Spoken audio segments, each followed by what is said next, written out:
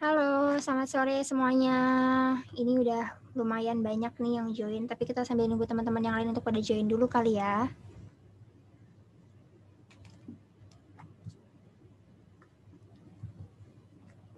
Teman-teman semua yang daftar ini, apa kabar nih?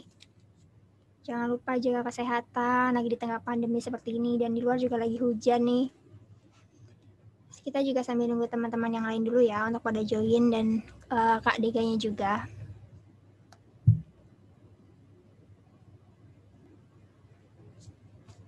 Halo, Kak Dega. Halo ya, selamat sore. Ya, ini teman-teman semua pas banget nih narasumber kita udah hadir. Mungkin Ya, Kak Degar bisa langsung kita mulai aja kali ya, mengingat waktu kita cuma hanya 1 jam nih. boleh. Gasken, Boleh. gasken. Kak Degar apa kabar nih?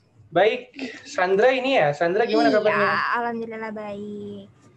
Oke, ini buat teman-teman yang join, aku mau ngasih tahu ke kalian nih untuk tema webinar kali ini yaitu prospek karir menjadi analis efek. Nah, untuk webinar kali ini diselenggarakan oleh Sertifikasiku, yang dimana program ini bernamakan BISIK, yaitu Bincang Asik. Nah, jadi di sini webinar kita ngobrol-ngobrol asik aja, santai, ringan, seru, tapi juga bermanfaat. Karena kan kita tiap hari dapatnya yang berat-berat nih, entah itu kerjaan, atau mungkin teman-teman ada yang lagi kuliah online. Jadi sekarang kita yang santai-santai aja tapi juga bermanfaat, dan ini juga udah kedatangan nih narasumber kita Kak Dega Rapidity sesuai dengan topik yang akan kita bahas nih hari ini.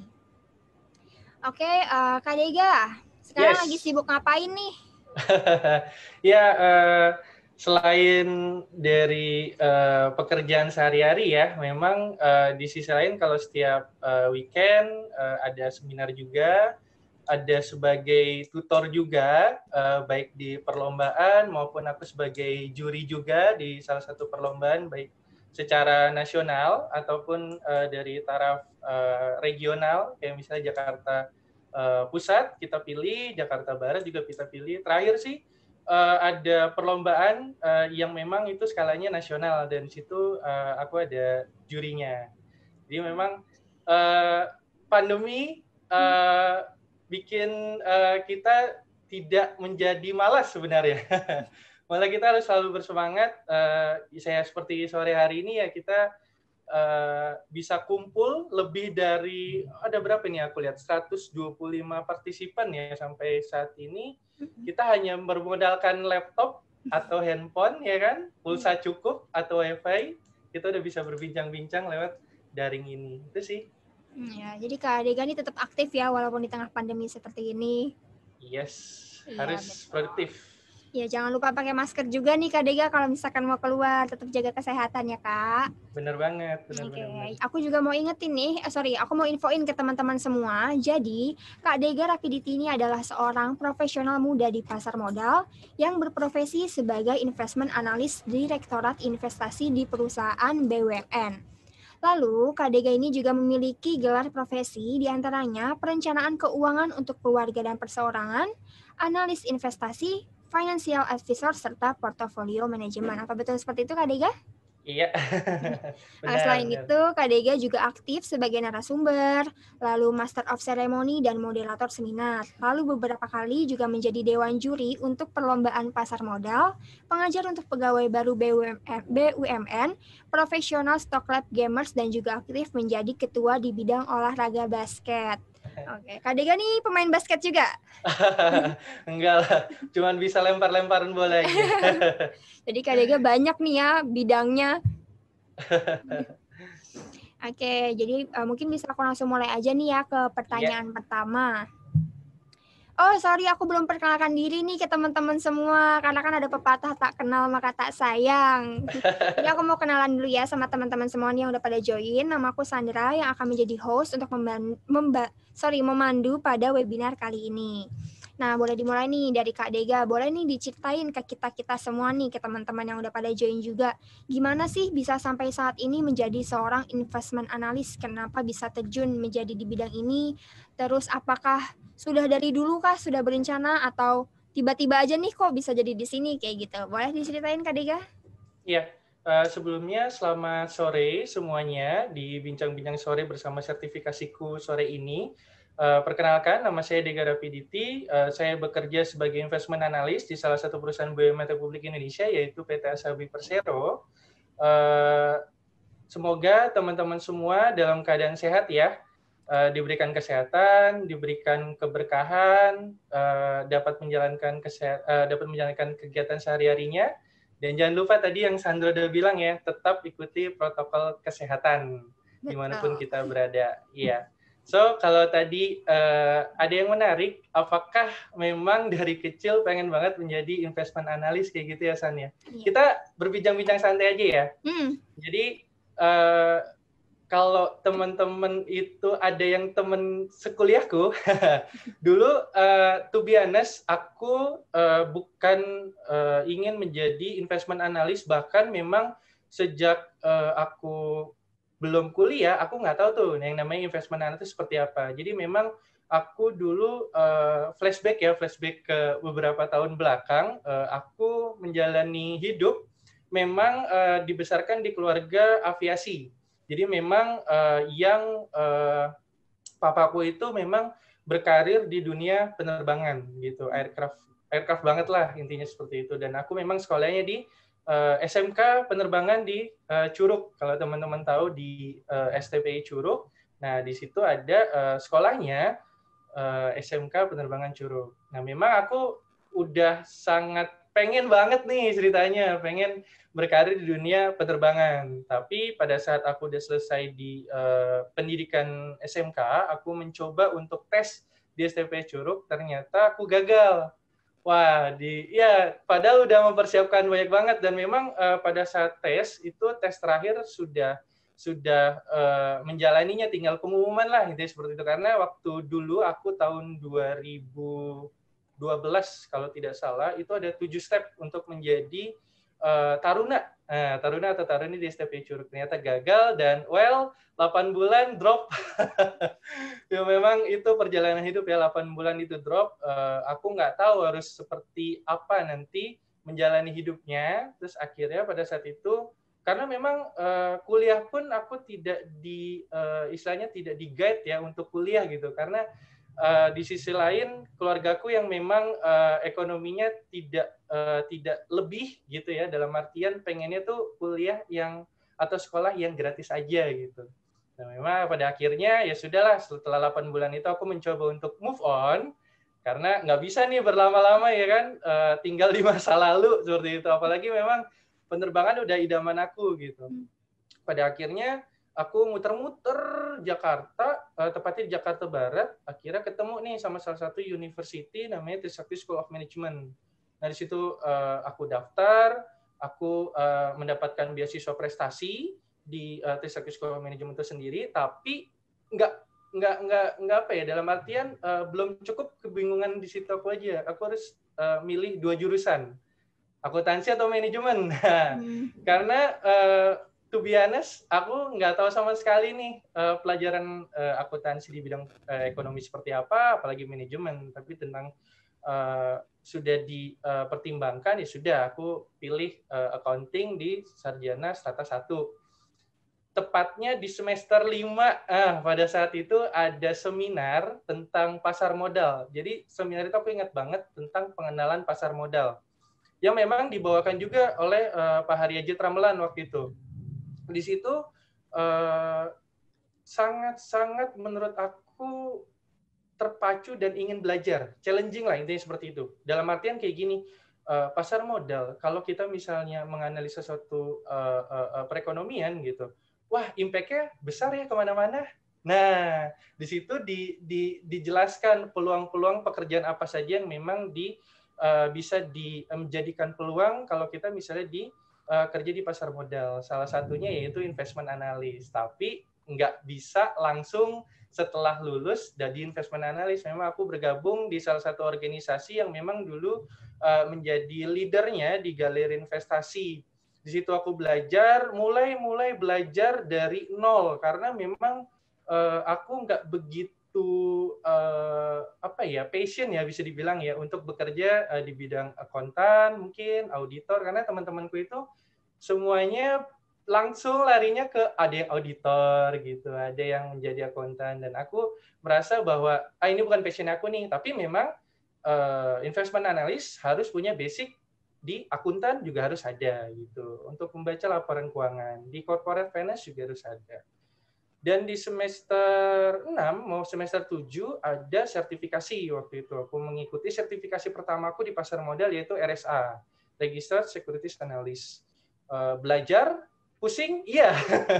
Pusing, iya. Memang jujur, to be honest, pada saat pertama kali belajar pusing ya, tapi memang balik lagi pengajarnya benar-benar humble, benar-benar apa ya, ibaratnya itu kita nggak tahu, kita tanya sama mereka dijelasin, jadi nggak yang tiba-tiba udah deh kamu belajar aja di bab ini ya kan, di halaman ini, karena kan ada beberapa dosen beberapa dosen seperti itu gitu kan. Nah kalau ini enggak sama sekali. Itu pertama kali aku sertifikasi sampai aku lulus lulus kuliah.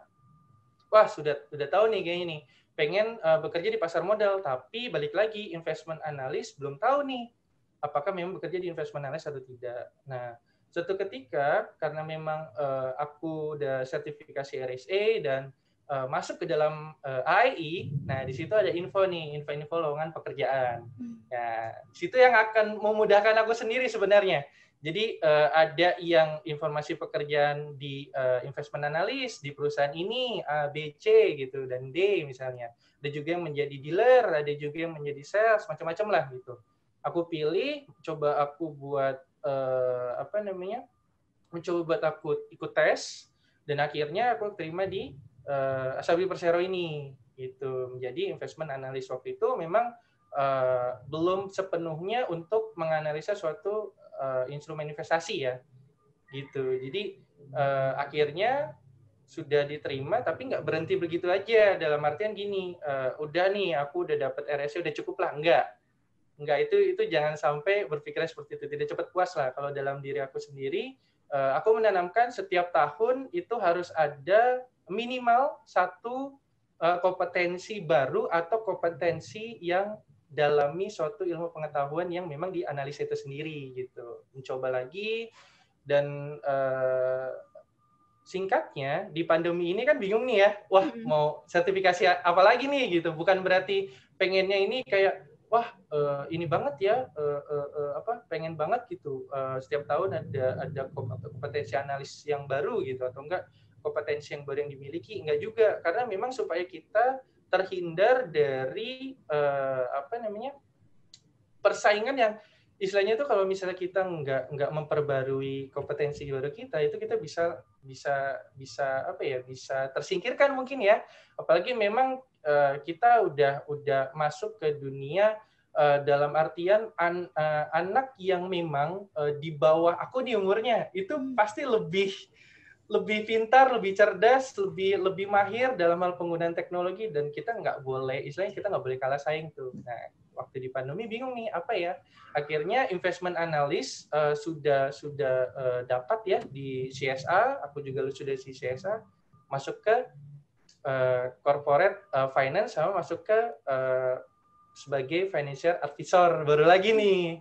Nah, itu sih singkatnya. Memang dari kecil nggak ada cita-cita sebagai investment analyst, tapi ketika kuliah aku ada keinginan untuk menjadi investment analyst, ya harus diperjuangkan dengan ya contohnya ikut sertifikasi kompetensi. Itu sih San. Iya. Jadi awalnya malah pengennya penerbangan ya, di bidang penerbangan, tapi ternyata malah terjunnya ke investment analyst yang sekarang ini. Iya, tapi benar. Move on belum nih dari penerbangan?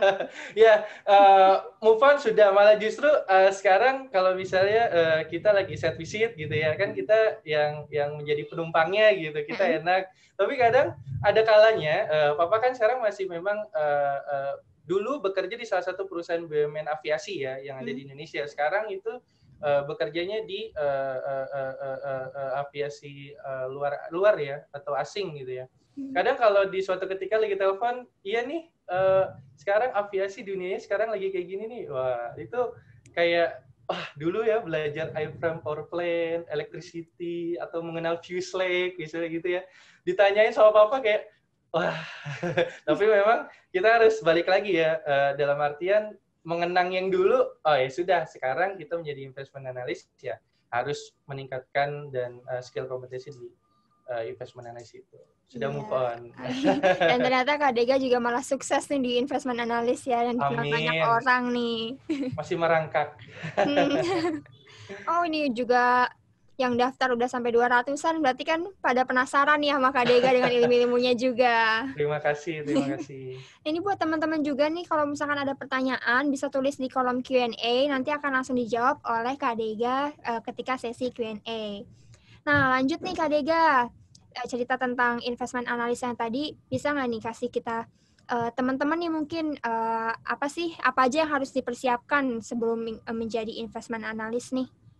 Iya, ngomong-ngomong tentang investment analyst, di kata terakhir itu ada analis ya, ada analisa gitu. Berarti otomatis kalau kita ingin menjadi investment analyst, kita harus menguatkan sisi praktikal kita sebagai seorang analis. Dalam artian kita harus menganalisis sesuatu itu jangan bosan-bosan.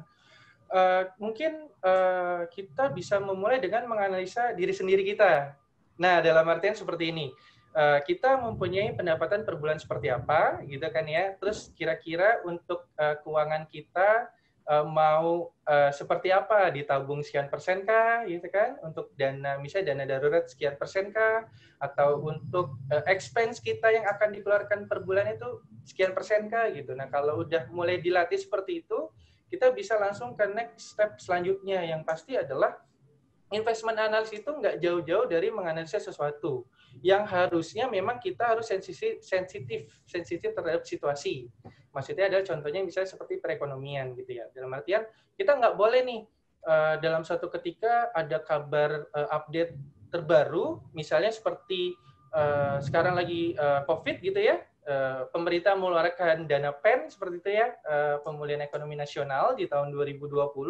Nah, ini fungsinya untuk apa gitu, disalurinnya kemana segala macam, misalnya ke usaha UMKM gitu, sektor-sektor apa aja nih yang akan terdampak. Nah, mungkin bagi teman-teman yang memang sudah berkecimpung di dunia pasar modal atau yang sudah berinvestasi di saham, mungkin akan mudah ya untuk ini PEN masuknya ke UMKM, terus masuknya ke sektor ini, sektor ini, sektor ini. Berarti nanti sektor misalnya contohnya ya, sektor yang akan menguat duluan adalah sektor si A, misalnya kayak gitu. Oh, berarti sektor A ini berpeluang potensi untuk naik. Nah, mungkin kalau teman-teman yang memang sudah berkecimpung itu mudah gitu. Cuman yang memang masih awam atau masih ingin mengenal lebih jauh, ya mulai dari diri sendiri dulu. Gitu, mulai dari diri sendiri dulu, analisa misalnya keuangan pribadi itu seperti apa. Yang kedua, memang mau nggak mau kita harus belajar menganalisa dari sisi kesehatan si perusahaannya tersebut, buka-buka laporan keuangan. Yang paling gampang seperti ini, buka laporan keuangan kita kan ada satu income statement, ada balance sheet, cash flow, not to financial statement gitu, cash flow. Nah, kita harus belajar tuh, apalagi sekarang kan dunia sekarang pembelajaran itu jauh lebih mudah daripada 40 tahun, 30 tahun ke belakang. Kita duduk, ya kan, siapin cemilan, di kanan kita buka YouTube, bagaimana cara menganalisa suatu perusahaan. Keluar, gitu ya. Terus di platform media apapun pembelajaran, keluar. Yang paling penting adalah kitanya mau apa enggak, gitu. Contoh lain adalah sensitif terhadap perekonomian. Kita nanti 3 November mau dihadapkan sama pemilihan presiden US. Nah, itu si Biden sama si Trump gitu, dengan kebijakan si Demokrat sama Republikan itu seperti apa gitu. Ibaratnya apa yang akan menunjang perekonomian dari sisi globalnya. Nah, itu kan juga akan berdampak juga nih ke kita, ke domestik. Nah, itu salah satu contohnya. Jadi memang kita sebagai analis harus sensitif terhadap sesuatu yang memang sekarang lagi bisa dikatakan lagi hits-hitsnya nih. Atau paling penting, yang paling gampang adalah sekarang kayak gini, pemerintah atau pemerintah Provinsi DKI Jakarta gitu ya, dengan SK Gubernurnya nomor 1020 tahun 2020 yang baru sekarang, yang akan memperpanjang PSBB transisi gitu ya, sampai kalau nggak salah sih 25 Oktober 2020 gitu ya. Sekarang kan udah mulai dine in nih, udah buka ya. Aku kebetulan udah mulai mencoba aku melihat situasi gitu. bener nggak sih bisa dine in? Apa sih yang berubah dari yang sebelum COVID, setelah COVID ini dine in? Ternyata mereka dicatat dulu nih pengunjungnya gitu. Dan memang sekarang udah bisa dine in, berarti untuk sektor consumer di tertentu berarti kan sudah bisa dilihat, wah ini ada sinyal-sinyal pergerakan perekonomian yang bisa dibilang bisa meningkat gitu ya. Apalagi sekarang kan memang sudah bisa dine in. Seperti itu sih. Kita nggak boleh bosan dengan analisis. Nah, kalau teman-teman semua di perkuliahan itu sudah dapat analisis top down gitu ya atau bottom up, mulai dari situ. Mulai dari sisi globalnya. Kita lihat sekarang lagi hits apa aja. Kita bisa baca di koran, baca di platform media informasi manapun, udah selesai, kita rangkum. Nah, biasanya tuh aku ngerangkum sendiri gitu ya. Kita rangkum buat pribadi nih ya, bukan atas nama corporate nih misalnya. Rangkum dulu nih, oh udah nih, tulis aja di notes di handphone. Sekarang lagi ada ini nih, misalnya nih salah satu calon presiden kena COVID misalnya gitu. Apa nih yang pro kontra apa nih, pro kontranya apa nih, tulis. Setelah itu lihat lagi, wah ekonomi di Indonesia ada apa nih? Misalnya PDB kita berapa, segitu inflasi kita berapa, itu nanti masuknya ke sektor apa aja. Itu sih yang memang sebenarnya agak sulit untuk bisa dibilang bahwa perlu dipersiapkan apa, karena setiap orang beda-beda takaran memahami belajarnya beda-beda. Yang pasti kalau sudah belajar dari diri sendiri yang tadi aku sudah jelaskan, yang kedua yang paling penting adalah kalian harus punya sertifikasi kompetensi. Kalau kalian nggak punya, sama aja bohong. Dalam artian kayak gini, ada beberapa perusahaan, kita bisa mencontohkan ya, kalau misalnya di lowongan pekerjaan dibutuhkan investment analyst dengan persyaratan satu, mempunyai sertifikasi kompetensi A, misalnya kayak gitu. Ini menandakan bahwa orang-orang yang mempunyai sertifikasi bukan hanya dia memang cerdas, tapi memang dia itu sudah diakui dalam artian kompetensinya di dalam ujian tertulis maupun ujian interview, dan juga mental. Nah, dalam artian gini, mental dalam hal dia belajar, mau nggak mau kan dia harus belajar. Dia belajar, menyampaikan aspirasinya di dalam kelas gitu ya. Kalau orang sudah punya sertifikasi kompetensi, apalagi diakui oleh lembaga yang memang khusus untuk mengakui sertifikasi kompetensi itu yang akan dibutuhkan oleh perusahaan. Dan memang itu terjadi di beberapa perusahaan. Aku mendingan cari calon pekerja yang memang dibutuhkan sertifikasi kompetensi udah ada, daripada aku belum ada nih. Tapi dia dibilangnya cerdas gitu ya. Gitu. Karena kalau dibilang cerdas tapi dia nggak melegalkan dalam arti gitu, sertifikat kompetensikan diri dia, ya sama aja bohong. Seperti itu sih. Oke, jadi benar-benar kita kalau misalkan mau terjun nih di bidang tersebut, kita juga pertama harus peka nih terhadap lingkungan sekitar, apa aja sih yang lagi rame. Lalu kita juga harus tekun ya supaya bisa mengikuti sertifikasi profesi tersebut. Nah, Kak Dega bisa jelasin dong ke kita nih tugas dan tanggung jawab seorang analis tuh apa aja sih? Mungkin nih teman-teman ada yang belum tahu nih, ini analis efek tuh sebenarnya ngapain sih gitu. Oke. Kita berbicara di lingkup corporate ya, di lingkup korporasi gitu ya. Karena kalau kita berbicara di pribadi, tanggung jawabnya adalah ya udah kita mengelola portofolio pribadi kita gitu ya, bukan di atas dasar corporate. Tapi kalau teman-teman, kalau corporate, investment analysis corporate itu berbeda.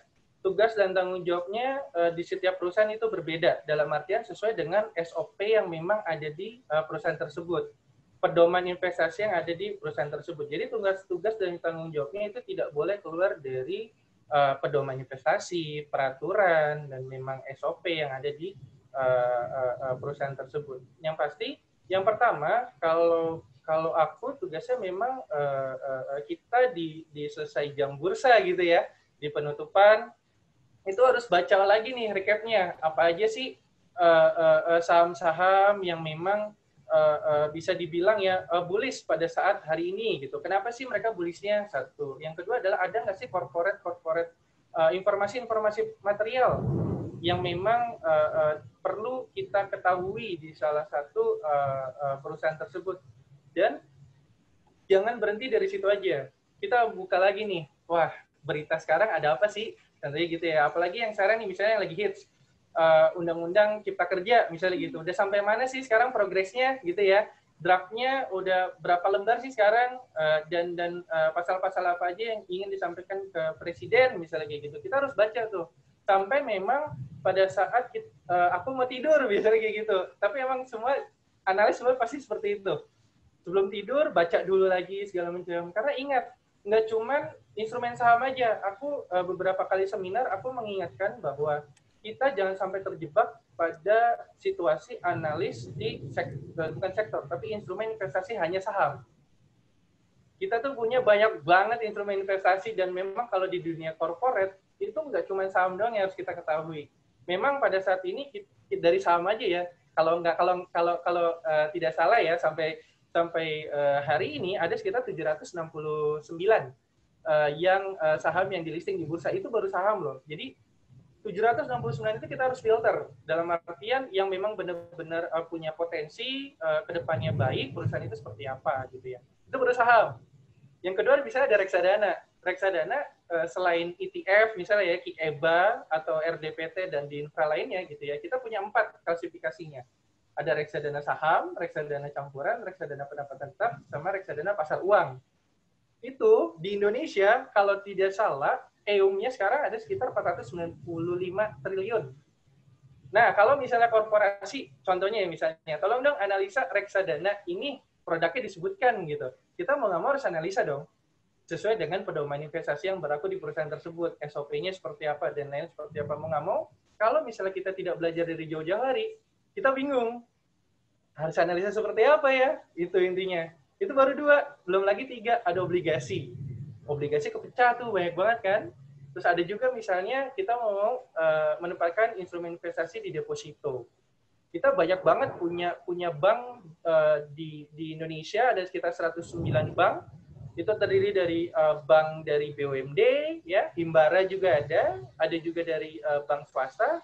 Ya memang kalau manajemen itu menugaskan kita harus siap tuh. Makanya aku berkali-kali di seminar, jangan cuma pelajarin saham aja nih. Pelajari juga instrumen investasi lainnya. Ketika kalian bekerja di suatu perusahaan, itu kalian nggak bisa, dalam artian gini, nggak bisa, oh saya udah ketahui saham nih gitu ya, saya udah pro dengan saham. Belum tentu. Jangan sampai seperti itu. Kita lihat instrumen investasi lainnya. Jadi memang setiap pagi kami di corporate itu menerbitkan daily research gitu ya, dan di sekuritas atau di manajer investasi itu juga mengeluarkan, tapi produknya beda-beda gitu ya. Ada yang ngopi pagi gitu, ada yang juga mungkin nama produknya adalah mengenal market gitu ya, market highlight dan lain-lain seperti itu. Jadi memang tugas dan tanggung jawabnya adalah tidak boleh keluar dari SOP, pedoman investasi dan peraturan. Tugasnya ya yang pertama membuat analisa investasi. Analisa investasinya tadi nggak cuma saham, ada obligasi negara ya. Terus ada juga dari reksadana, deposito, seperti itu. Oke, tapi kalau di perusahaan ini nih, mengharuskan nggak sih setiap perusahaan nih memiliki analis itu sendiri? Oke, ngomong-ngomong analis, memang analis ini punya peran posisi yang strategis kalau menurut aku. Karena memang sebagai pintu gerbang, dalam artian perusahaan ini mau menginvestasikan dana kelolanya kemana. Jadi kalau merujuk pada Sandra tadi bilang, perlu nggak ya? Perlu. Tapi ingat lagi, perusahaan seperti apa? Memang bergeraknya di bidang investasi atau tidak? Gitu. Karena memang kalau perusahaan yang bergerak di bidang investasi, memang harus punya analis. Karena di situ analis bisa istilahnya tuh melihat bahwa, oh, perusahaan ini bagus loh. Tapi ingat, perusahaan ini bagus gara-gara apa? Contohnya dijabarin tuh sama analis, dituangkan ke dalam research reportnya mereka, seperti itu. Jadi analis bikin gitu kan, terus dituangkan dalam research report si analis tersebut, disampaikan ke manajemen gitu. Dan sekarang pun nggak cuma perusahaan seperti sekuritas atau manajer investasi ya, analis ini udah masuk ke dalam perusahaan yang memang tidak bergerak di bidang investment analis yang masuk ke instrumen investasi. kita bisa melihat bahwa corporate finance itu punya juga analisnya, ya kan? Terus kita juga tahu investment relation, IR juga punya. Dan memang peran analis di sini sangat luas, tergantung dari teman-teman mau bekerja sebagai analis investasi, investment relation, atau corporate finance. Sebagai apapun sistem juga ada analisnya loh. Iya, ini tergantung dari teman-teman nanti mau kemana. Tapi memang sangat penting sekali peran dari analis. Oke, jadi memang analis ini sebenarnya dibutuhkan dimanapun ya, untuk di perusahaan, lalu untuk di bagian yang seperti Kak Dika tadi bilang. Mungkin bisa kita langsung ke Q&A aja nih, karena udah ada 31 pertanyaan dari teman-teman yang penasaran nih, dan Wah, 31 ya? langsung sama Kak Dika. Dengan Siap, peserta aja, 235. Dan aku juga mau ngingetin nih ke teman-teman semua yang udah pada join di webinar ini, kalau misalkan seperti biasa, di setiap minggunya di webinar sertifikasiku ini selalu mengadakan kuis yang dimana akan berhadiah voucher potongan harga senilai Rp250.000 untuk 5 orang pemenang yang mau mendaftar pelatihan RSA atau CRA. Nah, untuk pertanyaannya yaitu, seberapa penting seorang analis efek dalam sebuah perusahaan? Nah, nanti teman-teman bisa jawab di DM Instagram sertifikasiku dengan hashtag bisik46. Nanti akan kami pilih 5 orang yang jawabannya paling menarik dan akan mendapatkan voucher senilai Rp250.000. Oke, langsung aja nih ke Q&A ya. Aku baca-baca dulu nih. Dari Kak Ratu nih, apa aja sih skill yang dibutuhkan untuk berkarir menjadi seorang analis efek, dan apakah orang-orang yang bukan jurusan ekonomi terus akuntansi ini juga bisa terjun di bidang tersebut? Oke, nah yang dibutuhin pertama, satu ya tadi aku udah cerita ya, selain tadi kita mencoba untuk mengasah diri untuk menganalisa, yang pertama itu yang tadi, yang kedua adalah kalian harus mempunyai sertifikasi kompetensi yang memang di jurusan di analisis efek. Kita itu punya izin yang memang diterbitkan oleh OJK, itu juga ada WPPE ya, WMI dan WPEE, itu teman-teman bisa semuanya. Oh, putus-putus nggak ya? Ini lagi enggak. Hujan nih. Iya. Iya, lagi hujan. Kalau putus-putus dikabarin aja ya. Okay. Jadi memang kita punya itu sebagai basic. Jadi teman-teman misalnya yang mau bekerja di manajer investasi sebagai fund manager, teman-teman harus punya yang namanya WMI. Itu wajib gitu. Dan teman-teman misalnya yang mau sebagai agen perantara bisa ngambil juga tuh tadi yang izin aku sebutkan, ada WAPER gitu, ada WPPE gitu. Kalau yang mau menjadi investment analyst, teman-teman harus punya yang seperti aku kan berbicara berdasarkan pengalaman aku ya, karena aku mempunyai pertama kali sertifikasi kompetensi itu RSA, dan RSA itu sangat diakui, satu ya, yang kedua ada sangat dipertimbangkan bagi si perusahaan yang ingin meng-hire aku ikut sertifikasi RSA itu sendiri. Lalu yang ketiga tentunya yang perlu dipersiapkan, kalian harus banget, jangan bosan-bosan untuk membaca berita. Nah, kita bisa tahu nih kalau berita misalnya ya, berita drama Korea nih, judul-judul drama Korea baru aja kita nggak bosan. Kenapa? Kita berita yang memang penting tentang perekonomian, tentang corporate perusahaan tersebut yang listing memang di bursa efek ataupun di yang lain, misalnya di Nasdaq, S&P atau Dow Jones gitu, itu kita harus selalu update gitu. Jadi yang paling penting adalah harus punya sertifikasi kompetensi. Yang kedua, di luar sertifikasi kompetensi adalah kita harus mengasah diri, karena nggak cuma kita dapat sertifikasi kompetensi kita langsung masuk ke asosiasi, karena ada beberapa sertifikasi kompetensi yang masuk ke asosiasi. Karena contohnya ya, di sini aku ada beberapa sertifikasi kompetensi, aku masuk ke salah satunya adalah AEI. Ada juga sertifikasi kompetensi di bidang financial planner, masuk juga. Dan di situ ada, kita juga bertambah nih kenalannya, link, segala macam. Jadi kalau misalnya ada, aku butuh kerja nih, misalnya gitu ya, ada nggak lowongan pekerjaan? Oh ada nih, lu tes aja di sini bro, misalnya kayak gitu. Nah itu kan nggak bisa kita dapetin nih di salah satu platform penyedia lowongan kerjaan yang kita sekarang tahu. Nah itu advantage yang memang kita dapetin setelah kita mengikuti sertifikasi kompetensi. Oke, tapi kalau misalkan tadi kan Kak Dega bilang kita harus mengikuti sertifikasi profesi nih. Nah, untuk di bidang investment analyst ini, ketika kita ingin terjun di bidang tersebut, sertifikasi apa aja sih yang harus dibutuhkan? Untuk di investment analyst. Ya. Oke, untuk di investment analyst tentunya adalah untuk menjadi analis itu sendiri. Itu yang pertama. Yang kedua adalah harus ada sertifikasi. Sertifikasi kompetensi ini bukan cuma sertifikasi kompetensi untuk gelar profesi ya, tapi juga bisa kita ngambilnya di sertifikasi kompetensi kalian kita. Tapi bukan gelar gitu. Yang kedua adalah kita harus ambil yang namanya pembentukan portofolio, dalam artian manajemen portofolio. Karena kalau misalnya di corporate itu penting tuh kita gimana caranya membentuk suatu portofolio untuk di 2021 misalnya proyeksinya, 2022 atau jangka panjangnya. Lalu yang ketiga sebenarnya kebutuhan. Jadi yang paling penting adalah teman-teman harus punya sertifikasi kompetensi analisa pakai dulu. Izinnya mungkin kalau misalnya teman-teman bekerja di sekuritas atau di manajer investasi, gitu ya. Yang kedua adalah teman-teman punya mungkin keahlian dari manajemen portofolio, gitu ya, membentuk SAA mungkin strategi alokasi aset, valuasi, ya kan? Valuasi itu sangat banyak banget metodenya, gitu ya. Kita mungkin sekarang kenalnya DDM, terus ada juga mungkin kita kenalnya valuasi untuk misalnya yang basic gitu ya, PE misalnya gitu ya. Tapi metode itu banyak banget, DCF dan lain-lain. Nah itu perlu, tapi memang lebih baik berjalan. Dalam artian gini, kita dihadapkan untuk mencari pekerjaan. Nah, gimana caranya kita bekerja dulu? Supaya kita bekerja dulu, kita punya sertifikasi kompetensi minimal yang 2 tadi aku udah sebutkan.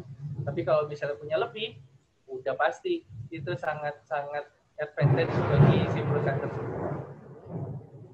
Nah, ini ada yang tanya lagi nih, Kak, selamat sore. Kita belajar apa aja, ketika belajar di investment analyst, ini apa aja sih tantangannya? Oke. Mungkin ini dulu ya, San. Kayaknya ada yang pertanyaan di chat, mungkin nanti bisa dijelaskan kalau bisa di Q&A gitu. Karena banyak banget nih pertanyaan di chat juga. Jadi teman-teman nanti kalau misalnya mau tanya langsung di Q&A ya, jangan di chat, nanti dibacain sama Sandra. Tadi apa, San? Sorry? Tantangan ketika belajar di investment analyst ini apa aja, Kak? Oke. Kalau tantangan belajar ya, yang pasti pusing gitu kan ya, apalagi mengenal suatu ilmu pengetahuan baru, metode valuasi misalnya dan lain-lain, mungkin itu tantangannya. Tapi yang jelas tantangan itu semakin kita challenge diri kita dengan yang tersulit, misalnya gitu ya, dalam artian belajar metode yang paling sulit misalnya gitu, tapi ujung-ujungnya kan itu akan berbalik ke kita lagi, jadi lebih baik lagi gitu. Mungkin kalau tantangannya setelah menjadi investment analyst mungkin itu lebih challenging, dalam artian gini, ketika kita sudah menjadi investment analyst, apakah kita tidak mau sertifikasi kompetensi lagi? Nah, itu banyak. Ada beberapa analis yang memang, udahlah, gini aja cukup, misalnya kayak gitu. Udahlah, itu jangan. Lalu yang kedua adalah hasil analisa kita itu tidak boleh berdasarkan data yang cuma-cuma, dalam artian ya udahlah ini aja, enggak. Harus kompleks, dalam artian sesuai dengan yang tadi ya, standar SOP-nya di perusahaan tersebut itu seperti apa. Yang ketiga adalah analisa kita itu tidak boleh sama sekali istilahnya tuh pendapat atau opini kita itu didasari dari permintaan orang, misalnya seperti itu. Itu tidak boleh. Berarti harus dasarnya adalah dari si kondisi perusahaan tersebut. Contohnya terrefleksikan di laporan keuangannya, contohnya seperti itu. Yang kedua dari rasio-rasionya. Yang ketiga dari ketahanan kekuatan, kekuatan finansial si perusahaannya. Apalagi kalau misalnya kita menganalisa satu perusahaan yang punya grup. Nah, gitu. Jadi parents di situ ada subsidiary gitu ya. Ada perusahaan induk sama perusahaan anak perusahaannya gitu. Nah, itu harus benar-benar kompleks datanya dan nggak boleh tuh opini kita berdasarkan dari permintaan dari orang lain misalnya gitu. Karena kita kalau udah punya sertifikasi kompetensi, kita udah punya kode etik. Nah, kode etik di asosiasi yang memang kita tergabung. Kalau misalnya kita udah ada kode etik, kita harus jalani kode etik tersebut. Kalau enggak ya udah kita bisa terlempar dari asosiasi itu. Gitu. Oke, nih ada pertanyaan lagi dari Kak Adi Darmawan. Keuntungan menjadi seorang analis efek ini apa aja sih Kak? Lalu jenjang karir dan prospek karir kedepannya ini seperti apa? Boleh dijawab Kak Diga? Oke, keuntungannya menjadi investment analyst ya. Keuntungannya adalah aku lebih mengenal struktur bisnis suatu perusahaan gitu. Yang tadinya aku mengira bahwa kita kan punya 9 sektor nih ya, yang kalau di Indonesia gitu. Aku dulu kenalin ya, misalnya pas aku kuliah gitu ya, aku mengenal hanya Unilever misalnya, ICBP, INDF gitu ya, atau UNTR gitu, yang memang ada produknya di sekitaran kita gitu ya. Tapi setelah kita menjadi investment analyst, oh ternyata nggak cuma satu sektor itu aja loh, atau dua sektor itu aja loh, ada banyak sektor lain. Tapi ada juga banyak juga subsektor lain, dan itu yang bikin advantage adalah oh jadi kalau bisnis atau perusahaan di satu sektor itu aja punya keunikan sendiri-sendiri gitu. Jadi kita bisa bandingin nih satu perusahaan A misalnya di perusahaan A, perusahaan B di dalam subsektor yang sama gitu. Kita bisa bandingin nih PI-nya gitu ya. PI-nya, PBV-nya misalnya gitu, misalnya bank PBV-nya berapa, tapi kita bisa tahu keunikan misalnya bank BMRI dengan bank BRI gitu ya, kan berbeda gitu ya target pasar mereka gitu. Jadi lebih tahu dan segala macam, dan pergerakan direksi komisaris kita juga tahu, kayak contohnya RUPS, kita mengikuti RUPS gitu ya. Kalau di saham ada rapat umum pemegang saham, di situ salah satunya selain pembagian dividen gitu ya, ada juga aksi korporasi lainnya, di situ juga ada permintaan persetujuan untuk pergantian direksi. Jadi kita lebih tahu nih, wah ini RUPS diketok, oke, udah finish, udah legal gitu, intinya seperti itu ya. Oh berarti nanti si perusahaan ini direksinya berganti nih, sebelum masuk ke media kita udah tahu duluan karena kita mengikuti RUPS tersebut. Itu advantage-nya sih. Oke, ada yang nanya lagi nih. Bagaimana kalau misalkan analisa yang kita buat ini meleset? Dan bagaimana apa yang mesti kita lakukan, apalagi kalau misalkan klien sampai kecewa nih? Oke, analis yang meleset itu seperti apa ya? Mungkin ini pertanyaan masuknya ke saham kali ya. Jadi udah dibikin target price-nya, misalnya gitu ya, target price-nya itu tidak sampai, misalnya seperti itu ya. Perlu kita ketahui sebelum kita membuat analisis yang kita sampaikan ke manajemen, kita di situ ada mitigasi risikonya. Nah, kita harus perlu tahu nih, karena ketika kita bikin analis suatu paper gitu ya, di situ kan bawahnya kita ada disclaimer ya gitu ya. Nah itu penting juga tuh, maksud dari disclaimer teman-teman bisa baca juga. Tapi kalau misalnya kita meleset gitu, ternyata nggak, wah kok target price-nya malah nggak tercapai gitu segala macam, makanya kita bentuk mitigasi resiko juga. Kalau misalnya teman-teman, makanya gini, dari awal aku sudah bilang bahwa investment analyst di sini harus dibedakan dulu nih, mana yang pribadi, mana yang masuk ke corporate. Jadi kalau yang masuk ke corporate tentunya untuk kita memutuskan berinvestasi di suatu instrumen tersebut, prosesnya itu panjang. Prosesnya itu panjang. Dalam artian bukan panjang waktunya, tapi panjang dalam artian struktur organisasinya. Sudah masuk ke manajemen gitu ya, terus habis itu di suatu perusahaan kita juga punya namanya komite investasi gitu ya, di suatu perusahaan juga di manajer investasi juga ada komitenya gitu ya. Nah di situ kita langsung di challenge nih, oh TP-nya segini, metodenya apa. Terus kalau misalnya nggak punya nggak tercapai target price-nya, mitigasi resikonya apa? Itu sudah tersedia di situ. Kalau enggak ya misalnya kayak gini, wah kayaknya pandemi ini tiba-tiba kayak kemarin Maret gitu ya, ada beberapa sektor yang kena hit dalam gitu. Wah, ya, terus risikonya adalah salah satu contohnya yang positif kasusnya makin banyak, terus PSBB-nya mulai diberlakukan di Maret misalnya kayak gitu ya, PSBB ketat gitu. Wah, kalau misalnya kita di hold terus dan memang instrumen investasi saham misalnya gitu ya, saham ini ternyata nggak di hold untuk waktu panjang, tapi untuk diperjualbelikan, bisa tuh kita cut loss dalam corporate tertentu ya. Tapi kalau misalnya di suatu perusahaan yang memang tidak diperbolehkan untuk cut loss, beda lagi mitigasi resikonya. Jadi ini tergantung dari si SOP-nya. Makanya teman-teman kalau misalnya bekerja, tanya dulu SOP-nya seperti apa, pelajari SOP-nya seperti apa.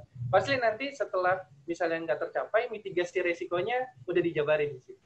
Jadi strategi-strateginya udah dirancang memang. Gitu.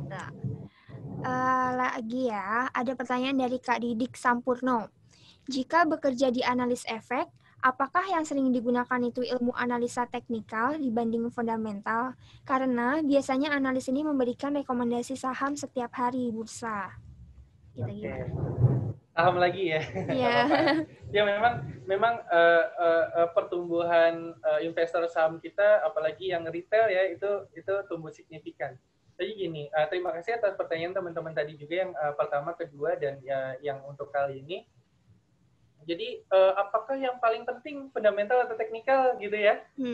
Lagi-lagi di corporate, kalau corporate itu punya porsinya masing-masing. Dalam artian teknikal, kita harus bedakan ya. Teknikal itu untuk beli dan jual, momennya, gitu ya. Momen di harga yang pas pada saat beli itu berapa, momen yang pas untuk dijual itu di harga berapa, atau range-nya itu di berapa, level berapa sampai level berapa. Tapi yang perlu kita ketahui adalah juga kita harus belajar juga analisa fundamental supaya kita tahu going concern si perusahaan itu seperti apa. Satu, prospek industri ke depan itu seperti apa. Kayak contohnya adalah misalnya dia mau menerbitkan obligasi atau corporate bonds gitu ya. Corporate bonds-nya itu untuk apa dananya, misalnya gitu ya. Untuk dananya untuk refinancingnya untuk refinancing utang yang lama atau yang atau enggak keseluruhannya yang utang yang lama, tapi dia ingin bangun pabrik juga. Nah itu kan berarti prospeknya dia ke depan bisa berpeluang baik gitu ya. Tapi kalau ngomong-ngomong soal saham adalah rasionya nih, misalnya kayak gitu ya. Rasio saham misalnya bank gitu ya. Misalnya sekarang bokoknya berapa gitu, terus NPL-nya berapa dan lain-lain, atau misalnya masuknya ke non bank gitu, rasio ROA-nya berapa, ROE-nya berapa gitu, EBITDA tuh EV tuh EBITDA-nya berapa, karena asetnya berapa dan lain-lain berapa. Itu supaya kita tahu bahwa memang kita menganalisa itu time frame-nya bisa kuartal per kuartal, year on year supaya kita tahu ketahanan yang aku bilang tadi, ketahanan dan kekuatan finansial si perusahaan tersebut, kita tahu sampai mana, bertahannya sampai apa. Itu dari sisi keuangannya. Prospeknya ke depannya seperti apa? Apakah dia perusahaan itu punya going concern atau tidak? Jadi kesimpulannya adalah fundamental atau teknikal, dua-duanya penting atau tidak? Penting. Gitu. Penting. Ini kalau ngomongin kita corporate ya, tapi memang semua punya porsinya masing-masing. Dalam artian ketika kita bikin analis suatu research paper, kita tuangkan fundamentalnya, udah dapat target price-nya berapa dari valuasi kita, udah gitu kita tuangkan sekarang harganya berapa, technical yang sekarang yang sekarang kita analisa. Kita punya target price segini, masuknya di berapa gitu. Oke, mungkin ini juga waktunya kita udah mau habis nih. Mungkin untuk yang terakhir nih, Kak Dega bisa nih kasih ke kita closing statement buat teman-teman yang udah pada join yang pengen menjadi analis efek. Oh baik, closing statement ya. Iya. Oke, jadi memang seperti ini. Closing statement aku adalah jangan berhenti untuk belajar.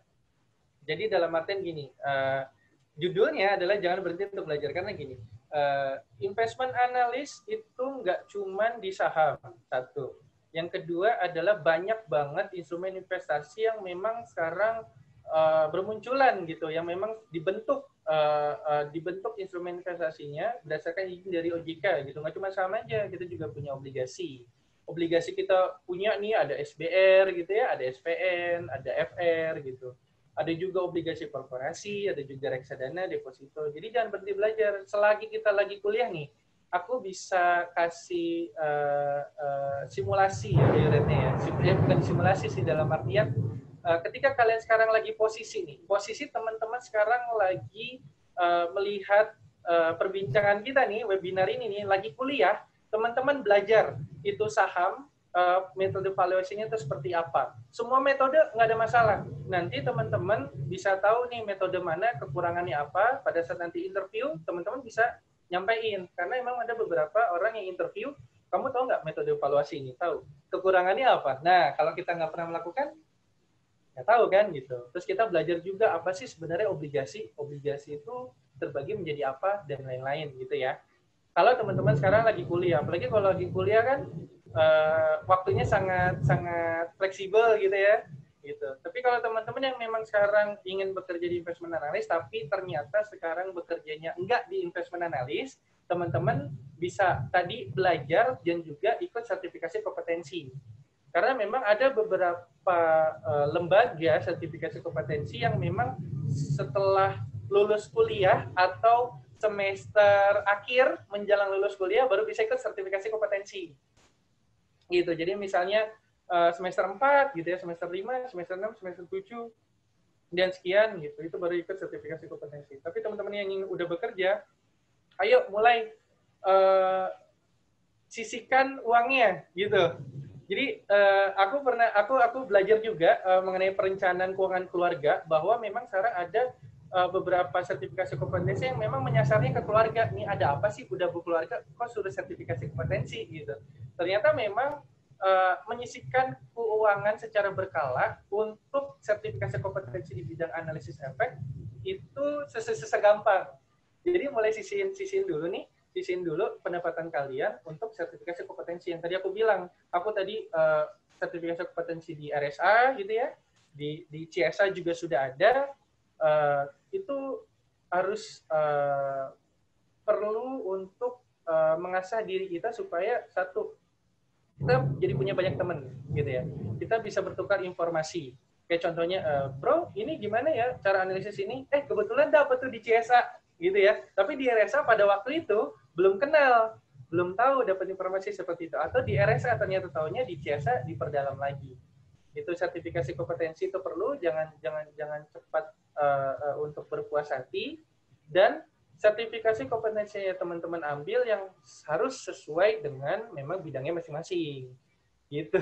Jangan ambil aja nih sertifikasi kompetensi, jangan. Itu jangan. Tapi yang benar-benar memang butuhin dan peluang, ingat, peluang. Untuk kedepannya, misalnya nih sertifikasi kompetensi ini menurut teman-teman nih peluang nih gitu. Misalnya CIB, misalnya seperti itu ya.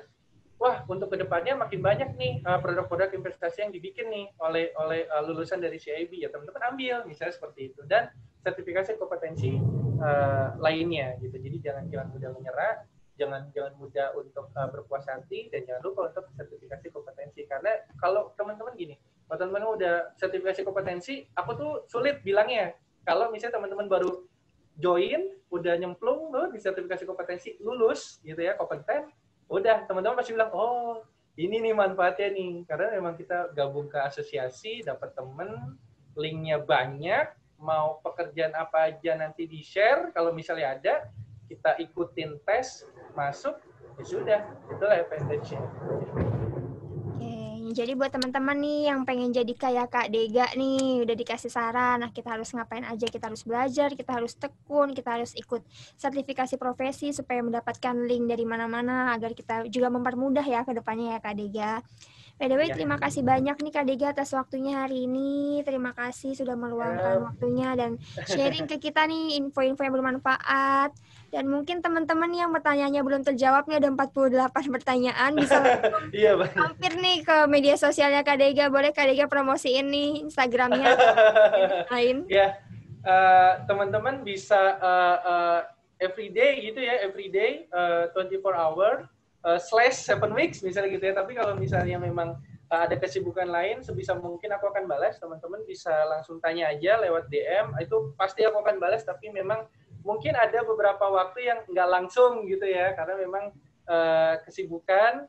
Teman-teman bisa langsung masuk ke IG-ku DERAPIDITY, DERAPIDITY, atau bisa langsung ke WhatsApp ke 087-880-180-775. Itu teman-teman mau tanya apapun itu, gimana sih cara analisis segala macam. Kalau misalnya aku tahu ya, dalam artian bisa sharing, aku pasti akan sharing. Bukan mengajarkan, karena aku lebih enak ngomongnya adalah sharing-sharing. Makanya dari awal kita sharing-sharing ya segala macam gitu. Jadi kalau sharing, aku juga bisa belajar juga dari teman-teman semua yang ikut webinar hari ini. Teman-teman juga bisa belajar juga atas pengalaman aku yang aku yang pernah lakukan seperti itu. Oke, nih buat teman-teman ya bisa langsung ke Instagramnya Kak Dega di @derapidity ya Kak. Derapidity. Yes, betul. Terima kasih banyak ya Kak Dega atas Siap. waktunya hari ini. Aku juga mau ngingetin ke teman-teman semua nih tentang kuis yang tadi. Pertanyaannya yaitu seberapa penting analis efek di perusahaan. Nanti untuk 5 orang pemenang yang dengan jawabannya menarik akan mendapatkan voucher potongan harga senilai Rp250.000. Lalu ini kan juga tadi Kak Dega bilang kita butuh nih sertifikasi profesi. Nah, kebetulan di sertifikasiku ini juga memiliki pelatihan sertifikasi profesi. Di antaranya ada RSA, CRA, RIB, dan CIB. Nah, untuk teman-teman yang tertarik bisa langsung kontak WhatsApp admin atau di grup. Nih kan udah dibikin nih grup khusus webinar teman-teman yang join hari ini. Bisa tanya-tanya seputar sertifikasi profesi. By the way juga teman-teman, aku mau ngucapin terima kasih teman-teman udah pada join. Tetap jaga kesehatan, stay safe, dan terima kasih juga untuk Kak Dega atas waktunya hari ini ya Kak. Ya, Semoga ya. kita bisa berkolaborasi di lain kesempatan atau bertemu di lain kesempatan ya Kak. Amin. Terima kasih. Thank you Dadah. teman-teman. Ya, terima kasih Kak. Tetap jaga kesehatan ya.